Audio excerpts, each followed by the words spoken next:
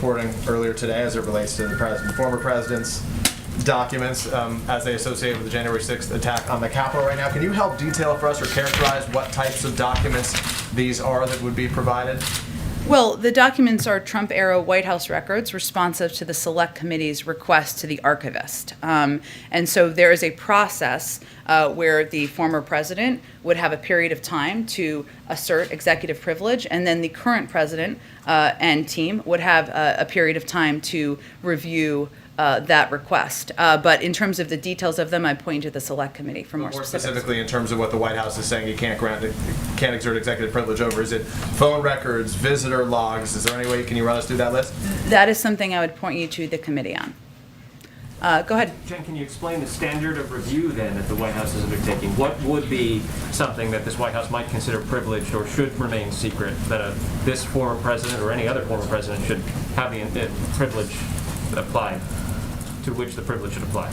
Are you talking about as it relates to January 6th or just in general? Just, well, specifically in this review, if there's any information you could share about the process that has been undertaken and more broadly.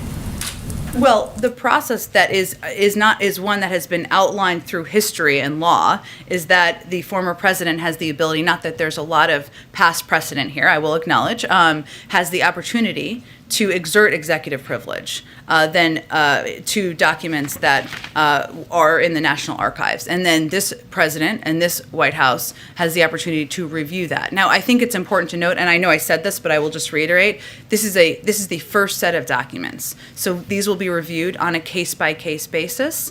And obviously, we will be responsive to the requests of the committee.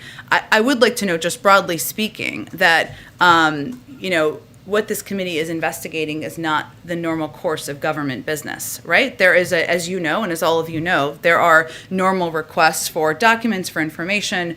There are moments throughout history where presidents and White Houses have asserted executive privilege. We will continue to evaluate those on a case-by-case basis, but this committee is investigating a dark day in our democracy, an attempt to undermine our Constitution and democratic processes by the former president. And that context, I think, is important here, too.